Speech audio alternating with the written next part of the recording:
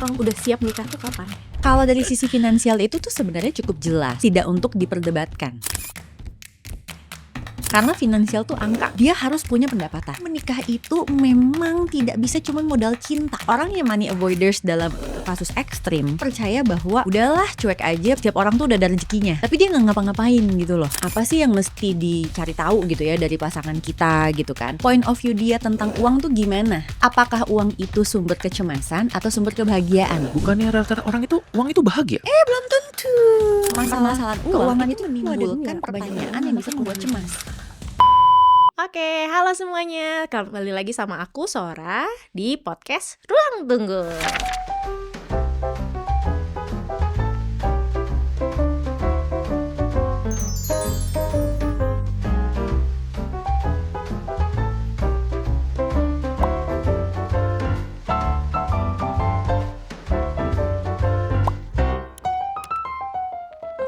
Nah, sekarang aku mau ngebicarain tentang yang bikin stres kali ya akhir-akhir ini in this economy, tentang persiapan mau nikah. Dan kalau kita ngomongin soal nikah, biasanya orang-orang nggak siap karena uang, tentang rumah, dan semuanya balik lagi tentang ya ekonomi. Apalagi ekonominya yang saat ini tuh dengan layoff di mana-mana, yang kita udah bahas tentang pas bareng sama siapa ya kemarin tuh kita bahasnya sama Kosem, betul, sama Kosem, ya bikin kita makin gak siap lagi untuk membangun rumah tangga. Nah saat ini kita udah bareng sama narsum yang udah paling pastilah kredibel untuk membahas ini, yaitu Mbak Prita. Terima kasih sudah mengundang aku. Iya, Mbak Prita ini dosen di UI tentang finance, jago banget. Dia juga CEO dari Zep Finance ya. Betul. Zep Finance itu tentang adalah konsultan perusahaan ya? konsultasi keuangan dan juga literasi keuangan. Jadi kita tuh banyak edukasi, kelas-kelas, dan juga kalau mau jadi financial planner kita punya kelas sertifikasi. Wih, keren. Jujur aja nih ya, soal finance tuh aku zero. Oh, tenang. Kita belajar ya Jadi bareng-bareng yang soal dari finance. nol pun bisa gitu ya untuk mempelajari begitu. Bukan cuman bisa, tapi harus bisa. Oh bener sih. Iya sih, Ya bener enggak? sih. Karena kan semua aspek dalam kehidupan kita itu kan memang pasti butuh uang. Iya bener, Betul. betul. Dan kami nih ya, ini sebagai pengantar dulu nih, kita tuh kadang bingung tentang duit. Bahkan nih beli ini aja nih ya. Ini mic baru nih teman-teman. Ting. Ini baru. mikirnya sampai 2 season lewat nih, 2 baru mikir season, betul. beli nggak ya? Karena itu Betul. kan, aduh worth nggak sih itu. Betul, tapi ternyata worth aja. Ternyata kalau tahu gini kan jadi mikir tahu gini dari dulu beli, mungkin gitu ya. Banyak orang-orang yang takut harusnya aku dari dulu belajar ini, ternyata setelah belajar nggak sesusah itu asal tahu. Sebenarnya mah cuman mic doang, itu bisa dibikin namanya simulasi gitu, cost benefit. Wih. Buset dah. Seru nih ya. Seru banget. Oke.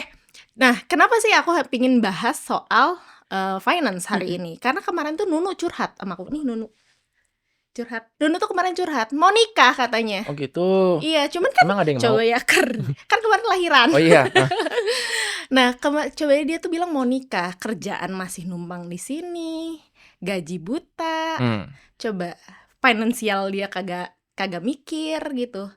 Mikir metik rambutan kagak bener. Ya coba sekarang mau nikah gimana? Harus gimana sih kalau misalnya orang mau nikah pertama finansialnya? Wah, ini emosi sekali nih. Berarti Emosi kita banget. Kita perlu masuk ke segmen nih, kita masuk ke segmen Lemon. Lepaskan emosi secara nyantai. Tadadam. Ayo kita lepaskan emosinya. Baiklah, aku boleh mengantar dulu nggak? Boleh. Kebetulan nih ya, kan Mbak Prita kan dalam sehari-hari banyak ketemu dengan pasien klien, dan mereka memang sering membawa kecemasan tentang menikah.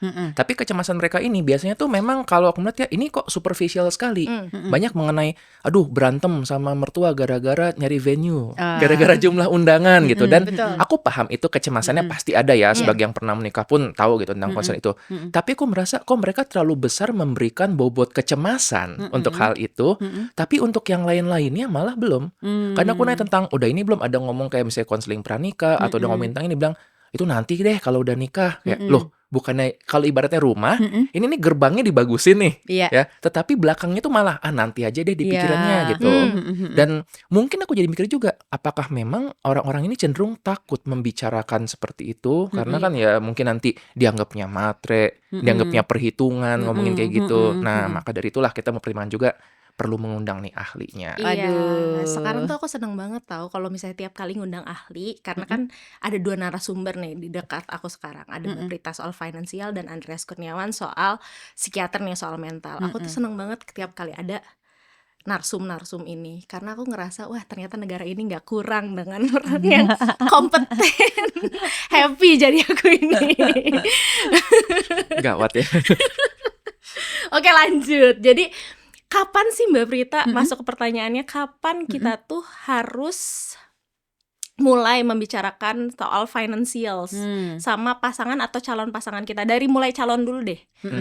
Mulai Sebenarnya kapan? gimana ya? Kalau aku tuh selalu bilangnya gini, kalau ngomongin bicarain, itu pastinya pada saat kita udah mulai dekat. Oke. Karena kedekatan itu kan juga sesuatu yang nggak bisa dipaksain. Kedekatan tuh kita ngomongin juga bukan cuman kedekatan, maksudnya tuh kayak udah pacaran lama ya. Tetapi memang kita tuh udah feel klik lah sama dia gitu kan. Sehingga kita tahu bahwa oh kayaknya saya memang ada kebayang nih kalau saya berkeluarga sama orang ini. Jadi bukan perkara pacarannya udah berapa tahun. Karena mungkin aja loh pacaran bertahun-tahun tuh cuman karena males cari yang baru, terus ada yang nganter gitu kan misalnya. Bener. Gitu. Tapi sebenarnya kalau ditanya kalau aku berumah tangga sama orang ini tuh kayak masuk akal nggak sih atau mungkin nggak sih, kira-kira tuh gitu. Atau ini cuma sekedar yang maaf ya kayak misal ya udahlah daripada nggak ada yang lain sama yang ini aja. Kan kita pengennya benar-benar dapet yang klik. Nah itu pada momen kita emang udah mulai ngerasa deket. Nah itu sebenarnya kita bisa nih ngobrol tentang keuangan. Nah, tapi kalau aku selalu bilang sebelum itu kita tuh bisa start dengan observing.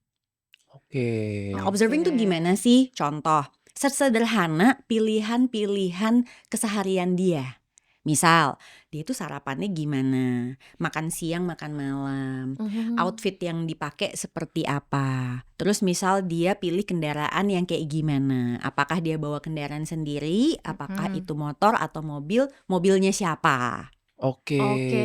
Ya kan? Ya namanya kalau misalnya masih pelajar belum berpenghasilan kan kemungkinan mobil orang tua ya gitu. Seberapa dia bangga misalnya dengan membawa mobil orang tua. Terus penggunaan mobilnya gimana? Apakah siapa yang kemudian beli bensin? Yang kayak gitu-gitu loh. Terus pada saat kita lagi bareng sama pasangan, itu misalnya kayak pemilihan tempat makannya, siapa yang bayarnya, itu sebenarnya udah kebaca. Benar juga ya. Ya iyalah pasti bener. Aku kan udah belasan tahun Wow. jadi financial consultant. Dan Bener sudah juga. mendengarkan banyak sekali Iya, tentang seperti begini ya. Terus pada saat misalnya kita lagi main nih ke rumah calon pasangan kita, itu kan kelihatan keluarganya kayak gimana, Iya. terus orang tuanya seperti apa, karena itu yang akan kita hadapi nanti. Jadi Baik. mereka-mereka yang pada bilang kayak calon-calon generasi sandwich itu sebenarnya udah kebaca dari momen-momen itu. Nah, baru kemudian nextnya adalah kitanya sendiri tuh ngerasa gimana dengan kondisi tersebut. Oke. Karena kondisi itu sebenarnya kondisi yang bisa jadi nggak bisa kita ubah. Baik. Ya kan? Karena bukan diri kita, itu orang lain sekitar kita kan. Dimana lingkungan dan sekitar kita itu juga bisa mempengaruhi finansial kita. Dan banyak banget yang cerita sekarang, aku udah bisa begini-gini-gini, tapi pasangan aku gak begitu, itu membuat keuangannya akhirnya berantakan. Dan pada saat akhirnya gak bisa ketemu lagi gitu kan, membuat akhirnya ya mohon maaf, jadi ada yang berpisah dan lain-lain. Nah kalau ditanya nih sebenarnya apa sih yang mesti dicari tahu gitu ya dari pasangan kita gitu kan, sebenarnya itu simple banget. Kalau aku bilang sebenarnya bisa ada 10, bisa ada 5, bisa juga cuma 3. Nah kalau kita mau ambil yang 3 deh yang paling pendek aja ya, sebenarnya nomor 1 itu adalah point of view dia tentang uang tuh gimana. Apakah uang itu sumber kecemasan atau sumber kebahagiaan? Oke. Coba aku tanya. Bukannya rata-rata orang itu uang itu bahagia? Belum tentu. Oh, belum tentu. Karena gini loh ya, masalah keuangan itu cuma ada 2. Oh, Kebanyakan uang sama kekurangan uang. iya sih. Orang yang kekurangan uang pertanyaannya, aduh gimana ya ngatur gaji nih gitu, cicilan udah begini. Oh Iya kekurangan sih. uang nih dia. Iya, Kalau iya. kebanyakan uang gini, liburan kemana ya? Ini bagusnya investasi di mana ya? Gitu Mbak Prita, ini umur segini gitu-gitulah pokoknya gitu kan. Jadi setiap permasalahan uang itu menimbulkan pertanyaan yang bisa membuat cemas. Iya Oke. lagi. Kayak orang aja kan cemas. Ada duit, taruh di mana ya? Emas apa ini apa itu? Cemas Iya, kan? Dia cemas. takut uangnya hilang, takut Benar, padahal dia punya uang. Iya, Mm-mm. iya, Jadi iya, iya. artinya pertanyaan pertama itu adalah nih sebagai orang, uang nih gimana nih buat dia? Oke. Apakah menimbulkan kecemasan atau menimbulkan kebahagiaan? Hmm. Terus yang kedua, yang penting banget buat ditanyain adalah gimana persepsi dia tentang keuangan rumah tangga. Misal, nanti turunan pertanyaannya adalah siapa aja yang boleh kerja, Mm-mm. terus Ah. siapa nih manajer keuangan dalam rumah tangga, siapa yang bertanggung jawab bayar ini dan itu. Nah itu nanti turunannya ke situ. Nah yang terakhir itu adalah point of view dia terhadap masa depan. Ini penting, kenapa? Karena kan kayak misal gini, sesederhana aja. Yang satu bilang harus punya rumah tinggal sendiri. Yang satu bilang ngapain? Kontrak Uangnya juga kita nggak investasiin apa-apa aja, gitu kita ya. either kontrak atau apa. Akhirnya kan kalau kita suka lihat di media sosial kan juga banyak ya yang bilang nggak usah punya rumah sendiri, misal sewa Iya. aja. Nah itu kan kadang kalau secara begitu, itu pertama ya secara finansial sebenarnya bisa dibuktiin mana yang sebenarnya lebih bagus antara membeli rumah atau menyewa rumah. Tapi juga ada yang kedua yaitu secara emosional. Kayak misal aku itu mau kata dibilang apa, buat aku punya rumah sendiri itu penting. Karena I'm very teritorial orangnya Oke. gitu loh. Ah. Jadi aku nggak bisa tuh berbagi gitu kan, Oke. berbagi Iya, dapur iya, gitu iya, aku nggak bisa gitu loh. Maksudnya I love my mom so much, tapi kayaknya kalau sampai gue berbagi dapur tuh gue nggak bisa gitu aja Oke, gitu. Karena aku butuh kebebasan di situ. Alhamdulillahnya aku punya suami yang gitu juga. Oke. Iya. Karena kalau dia udah rantau dari sejak SMA kan. Mm. Jadi anak yang rantau SMA tuh kayaknya tuh jarang tuh yang emang mau istilahnya berbarengan sama kayak communal living gitu kan. Mm, mm. Nah, Iya. jadi dia lebih prefer untuk ini. Nah, hal-hal seperti itu tuh penting buat ditanyain. Iya sih. Ya kan, visi masa depannya Iya, gimana. iya, iya, Jadi aku iya. recap lagi 3. Jadi cukup 3 aja sebenarnya. 1, uang itu tuh sumber masalah apa sumber kebahagiaan. Terus yang kedua, gimana sih pandangan pasangan kita tentang keuangan rumah tangga? Nanti turunannya banyak banget itu. Terus yang terakhir adalah gimana sih masa depan menurut dia? Oke. Gitu.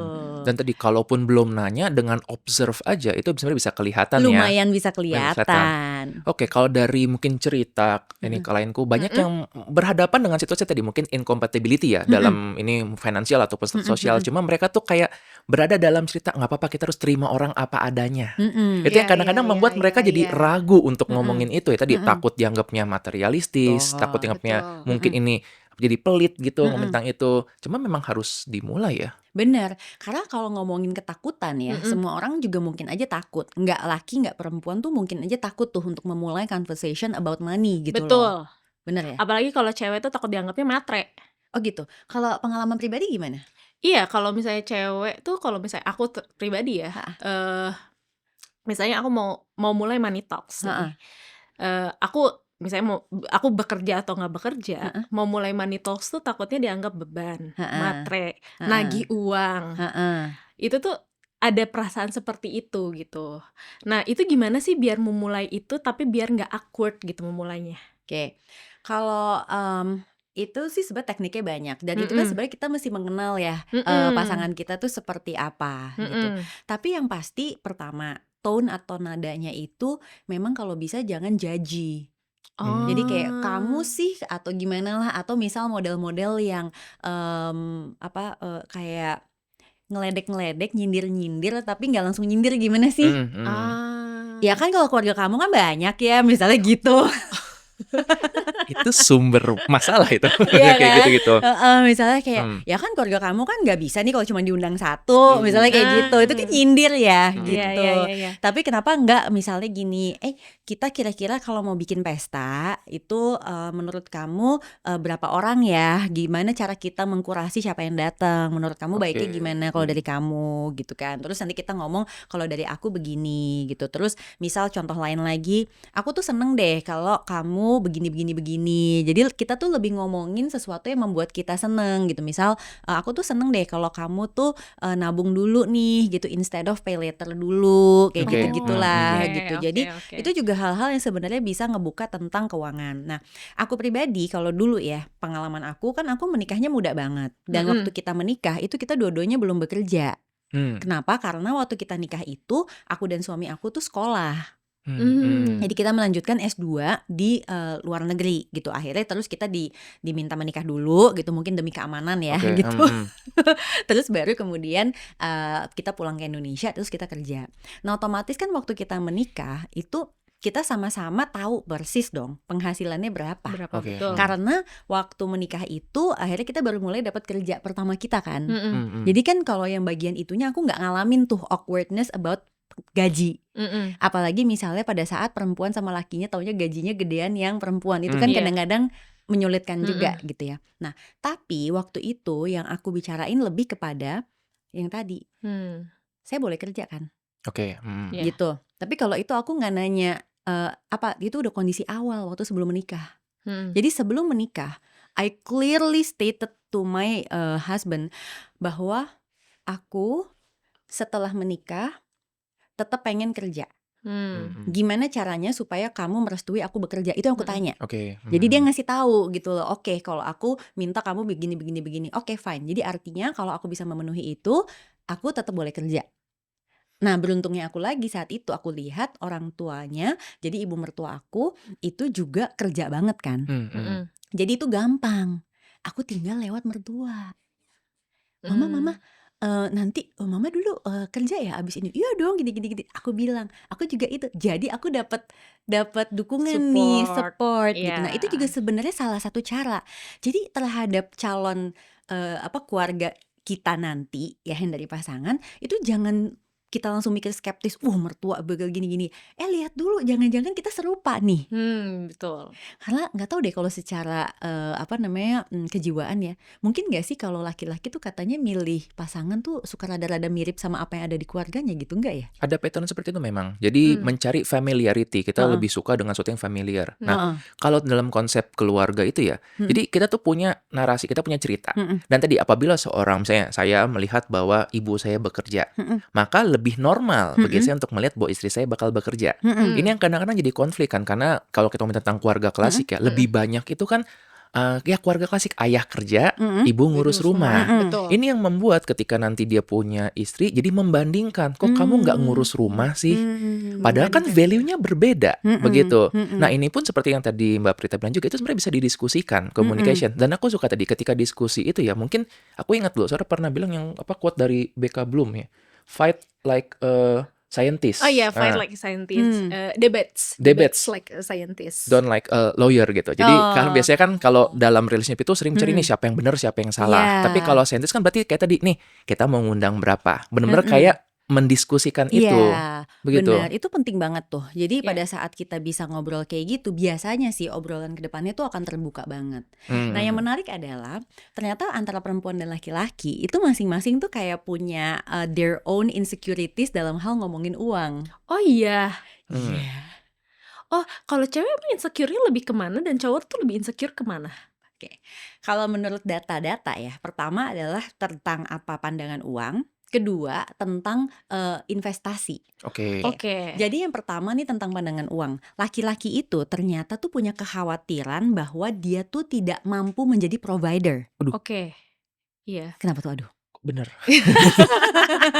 Itu insting kayaknya ya. Insting menurut rasa, aduh Iya. kayaknya kurang Itu begitu. terkait turun-temurun gak sih? Bisa jadi. Udah gitu kami hobi membandingkan gitu kan. Mungkin dari ini ya, bawaan dari memburu gitu, berburu. Kayaknya teman gue barang buruannya lebih besar nih, kayaknya gue kalah gitu. Jadi selalu ada perasaan tuh kayak kurang-kurangnya itu. Nah itu menarik karena akhirnya nanti pada saat memilih investasi, pria itu, ini mah ada studinya nih ya, gitu ya. Pria itu pada saat memilih investasi, dia tuh motivasinya kompetisi.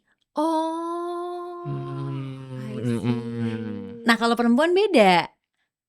Kalau perempuan itu ya, dia tuh biasanya takut dianggap merepotkan. Itu iya. bener banget, pas banget. Jadi sebenarnya bukan matrenya itu sendiri, tetapi perempuan itu khawatir keberadaan saya itu tuh ngerepotin orang. Iya. Makanya kadang-kadang udah repot dia nggak cerita. Iya. Jadi Bener, misal dia bener, tuh bener, sebenarnya udah bener. repot gitu, udah mumet gitu. Mm-mm. Ini gimana nih ya, ada plot twist kehidupan, ini segala macam. Ya udah mumet. Akhirnya kadang-kadang ngambil keputusan-keputusan finansial sendiri yang mungkin kalau perempuan tuh lebih emosional. Jadi waktu dia ngambil keputusan finansial tuh mungkin bukan keputusan yang tepat. Mm-mm. Betul. Gitu ya, itu banyak sih ya contoh-contohnya di luar sana. Nih sebagai contoh ya, perempuan udah kebingungan menghadapi kekurangan adanya cash flow. Terus dia punya nih emas logam mulia, ya harusnya gadai apa jual? Gadai dulu Gadai bukan? nggak sih? Enggak, Oh, jual dulu. karena logam mulia. Oh. Logam mulia kan bentuknya kotak ya. Iya. Kenapa kamu gadai? Dengan gadai kan timbul bunga. Oh. Mm-mm. Oh kayaknya rada banyak ya di ruangan ini ya, gitu, Iya, rada iya, menggema nih, Iya. gitu. Paham ya? Iya, Kalau iya, itu iya, perhiasan misalnya seserahan menikah, paham itu digadai. Benar.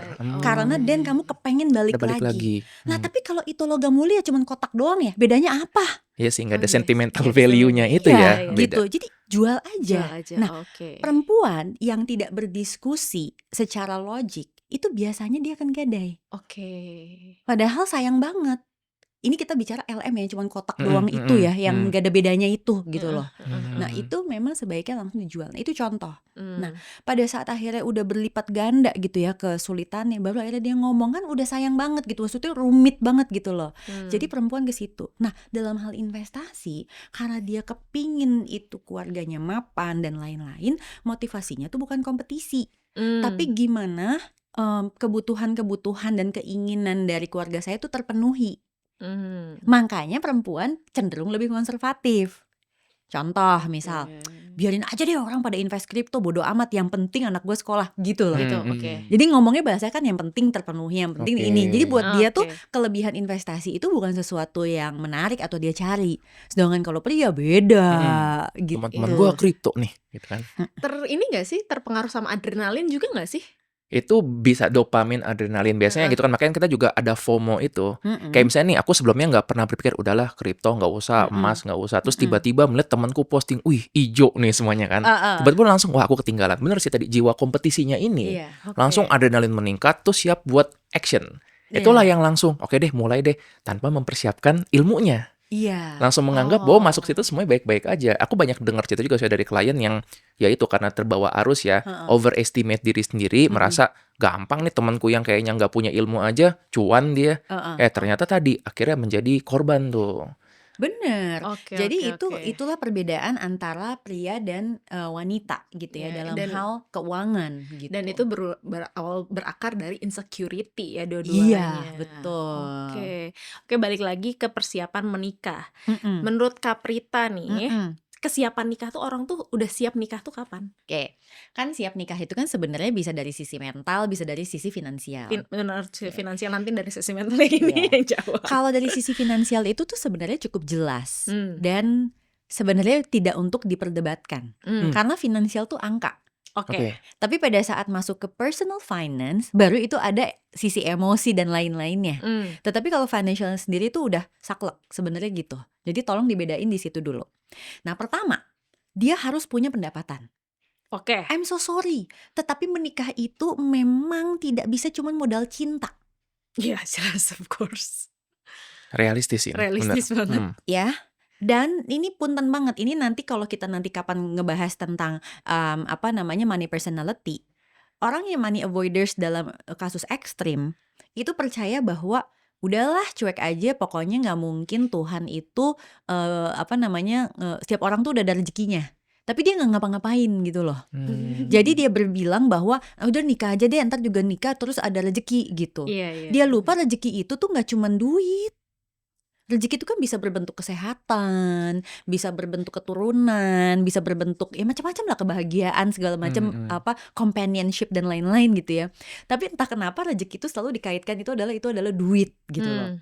Jadi itu yang bahaya banget gitu. Pertama, kalau kita belum punya penghasilan yang stabil, gimana sih kita mau berumah tangga gitu loh. Jadi nomor 1 itu memang harus punya penghasilan stabil. Stabil itu bukan berarti dia harus kerja kantoran ya. Tetapi bisa juga dia misalnya kerjaannya itu freelance dan lain-lain, tetapi stabil. Dia tahu exactly tahun itu dia berpenghasilan dari mana. Oke. Terus yang kedua, dia tidak sedang punya utang konsumtif yang bertumpuk. Utang Oke. konsumtif yang bertumpuk. Yes. Nah, apa sih ciri-ciri utang konsumtif bertumpuk? 1, cicilannya lebih dari 30% penghasilan. Oke. Oke. Kedua, saldo pinjamannya lebih dari 50% aset. Oke. Yang kita sering dengar itu biasanya cicilan nggak boleh lebih dari 30% penghasilan, bener nggak? Iya. Tapi orang suka lupa bahas pinjamannya ini sendiri itu nggak boleh lebih dari 50% aset kita. Jadi misal kalau aset kita 1 miliar, pinjamannya itu nggak boleh lebih dari 500 juta. Oh. Kan bisa aja pinjamannya 600 juta tapi cicilannya cuman 20% dari penghasilan tapi nyicilnya panjang banget, kan bisa kayak Oke. gitu. Mm-mm. Nah itu sebenarnya udah nggak sehat gitu. Berarti kita maksain nih kalau masuk ke situ. Terus yang ketiga, kita sebaiknya sudah punya dana darurat sendiri. Oke. Jadi datang-datang tuh bukannya kayak tanpa ada buffer apa-apa gitu loh. Kenapa? Karena dana darurat ini penting buat kita supaya pada saat kita diskusi tentang keuangan nggak gampang ke-trigger emosi. Karena udah ada penelitian terbaru di tahun 2025 bahwa kalau sebuah rumah tangga selain punya dana darurat tapi dia punya yang bentuknya cash, namanya cash buffer. Itu jumlahnya ekivalen 2.000 US dollar. Berarti kalau dirupiahin mungkin 30 juta. 30 juta. Itu ternyata bisa menurunkan level stres hingga 21%. Oke. Dan bisa mengurangi bengong-bengong mikirin duit sampai 2 jam seminggu. Wow. Amazing. Kita tuh bisa jadi tuh bengong gitu ya, lagi ngapain kayak tak nyuci piring kayak bengong gitu, jangan-jangan juga salah satunya mikirin duit gitu kan gitu. Jadi kalau kita punya cash buffer itu, kita akan lebih bisa mengambil keputusan yang lebih logis. Oke. Gak bawaannya tuh darah tinggi mulu gitu loh. Kira-kira gitu kan penting banget ya. Pada saat kita sama pasangan itu kan sama-sama capek. Jadi kita memang harus bisa berpikir yang logis gitu kan. Nah terus kita juga itu secara finansial ya, 3 itu kan. Terus yang keempat, kalau aku bilang itu penting banget untuk punya rumah tinggal. Rumah Nah, tinggal. bukan kita memiliki rumahnya, tapi itu kita tahu kita mau tinggal di mana. Kalau emang Anda mau sewa, berarti dia punya uang buat ngontrak Oke. sampai dengan mungkin 10 tahun ke depan. Itu penting banget. Sampai 10 tahun mikir Nah gitu iya ya. dong, kalau cuma setahun nanti tahun ketiga bagaimana? Gitu kan, pernikahan kan rawan banget tuh katanya di pernikahan keberapa? Kelima ke apa gitu, mungkin 10 tahun lah kira-kira gitu. Nanti kan setiap tahunnya kan dia memperpanjang lagi kira-kira kan gitu ya. Oke. Bener. Jadi itu yang keempat. Dan yang terakhir itu dia memang sebaiknya mau atau sudah memiliki kemampuan untuk berinvestasi. Tapi kalau memang belum bisa nggak apa-apa, tapi dia tuh udah punya habit gitu loh buat nabung. Jadi 5 itu tuh sebenarnya indikasi bahwa kita tuh sebenarnya udah siap nih buat memasuki jenjang pernikahan dari sisi finansial. Oke.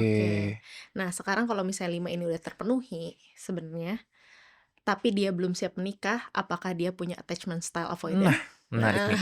Kalau misalnya secara ini ya kejiwaan itu, ini juga sering kan datang tiba-tiba, dok, aku udah siap belum ya nikah sama dia? Ini dokter tolong ngobrol sama dia, terus gue kok jadi bapak lo gitu, kayak seolah-olah diminta untuk merestui gitu hubungannya. Maksudnya dokter kayak jadi HR-nya gitu. Bisa tiba-tiba gitu dia udah datang bawa, dok abis ini pasangan saya mau konsul, nanti dokter lihat ya orangnya gimana gitu. Tapi saya ngeliat bahwa sebenarnya kan tadi sebenarnya dia mau melihat kepribadiannya orang ini.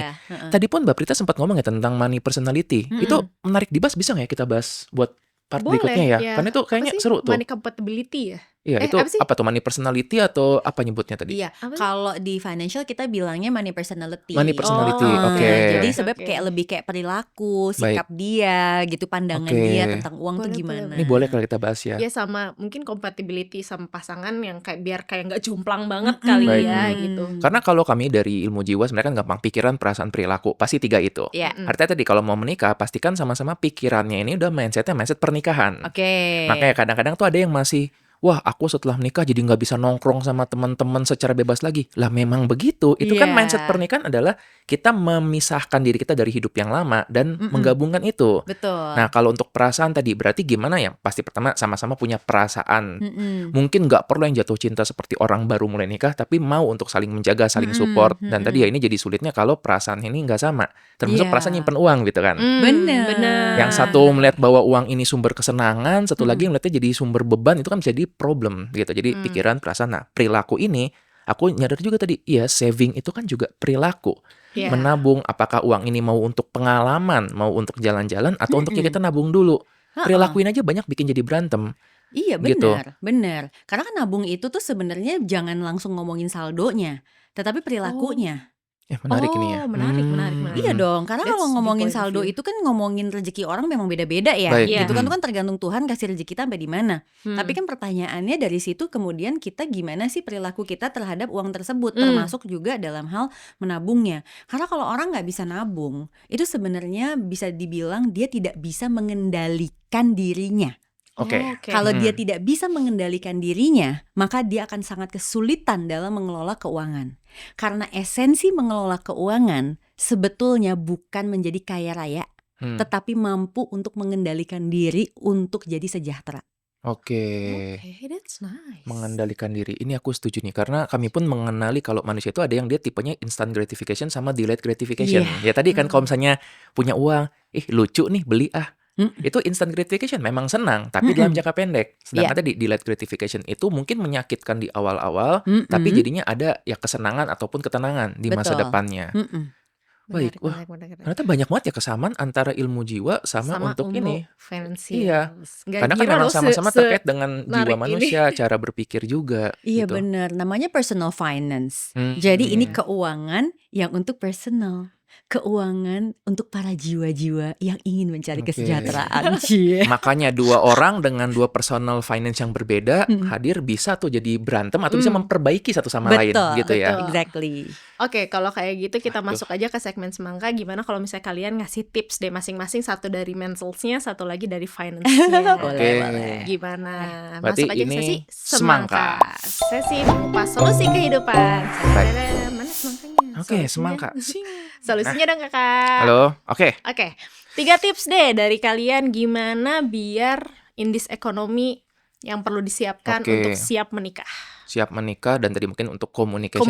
Communicationsnya. Aku punya nih 3 potong semangka buat teman-temannya. Potongan pertama pasti kita mulai dengan menyadari dulu, mindful dulu bahwa ini nih masing-masing punya style berbeda. Itu dulu. Nah, kedua, ini aku sering sampaikan juga ya, bahwa kita perlu ingat bahwa ini ketika ada 2 orang nih, misalnya suami dan istri ya, pasangan gitu. Ini bukan kamu melawan dia, tapi kamu dan dia ini turun dari kapal masing-masing, naik ke satu kapal dan melawan masalah. Oke. Seringkali that's tuh, true. jadi aku bertemu dengan klien yang cerita bahwa, iya nih, aku selalu ngalah sama pasanganku. Nah, masalahnya kan kalau dia bilang ngalah, berarti ini kayak competition. Ada yang menang, ada yang kalah. Iya. Kenapa nggak sama-sama turun, yuk naik kapal yang sama, terus tadi definisikan masalahnya apa sih. Nah, betul. jadi pertama setelah kita aware, kedua nih, mengajak untuk yuk kita bareng-bareng nih. Ketiga, ya itulah diskusikan, tetapi kalau memang ada keterbatasan, nggak apa-apa lu untuk mencari bantuan profesional. Masalahnya gini, menurutku ya, mungkin aku nggak tahu bagaimana kalau di lapangan, orang-orang tuh cenderung takut untuk ngobrol ke psikiater atau psikolog karena dianggapnya berat masalahnya. Mungkin ada juga orang-orang yang takut ngobrol dengan financial advisor karena mungkin merasa ini kejauhan nih kayaknya nih. Iya. Duit gue nggak sebanyak itu kayaknya buat ngomong sama financial advisor. Padahal kan tadi bukan tentang jumlah saldonya, tetapi habitnya itu ya. Nah, jadi tadi sih itu 3 potong semangka yang mungkin bisa dipertimbangkan oleh teman-teman.